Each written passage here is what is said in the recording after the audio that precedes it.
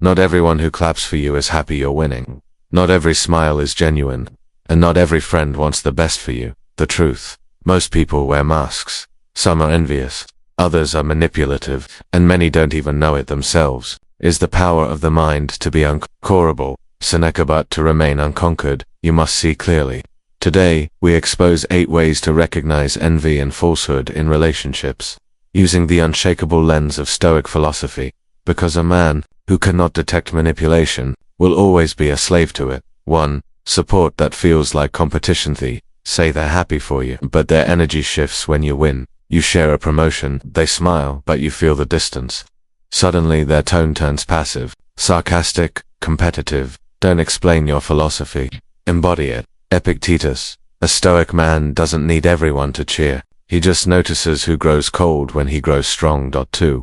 Praise with a sharp edge. Envy rarely shows its face.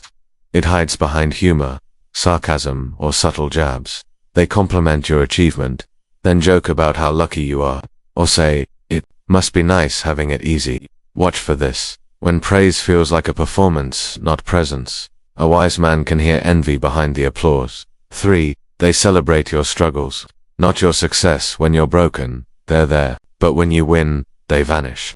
Or they criticize. Fake friends love when you're low because it makes them feel higher. A Stoic man watches who shows up when things go right, not just when they go wrong. If you want to know who truly supports you, succeed. Modern Stoic reminder 4. Guilt as a control tactic that envious rarely confront. They manipulate. They'll say, "You've changed. You don't call like you used to. You think you're better now." But what they really mean is, "You're growing, and I can't keep up." The key is to keep company only with people who uplift you. Epictetus. Guilt is not love, and control is not care. 5. They copy you, then resent you. They mirror your habits, your style, your mindset. At first it feels flattering, but then they start to compete with you, quietly, and soon they resent the very thing they copied. This is identity envy. They don't know who they are, so they want to be you until they hate you for it. The Stoic builds identity from within, not imitation. 6. They're loyal when you're present, but disloyal in absence. You can't hear it, but they speak about you when you're not in the room, and not with pride.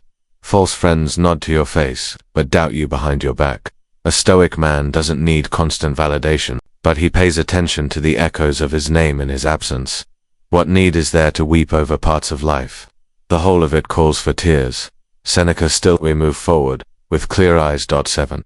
Flattery over truth. Real allies correct you, false ones flatter you. If someone always agrees, always praises, but never challenges your blind spots, they're not loyal, they're passive. A Stoic values truth, even when it hurts. Beware of those who tell you what you want to hear. Respect those who risk telling you what you need to hear.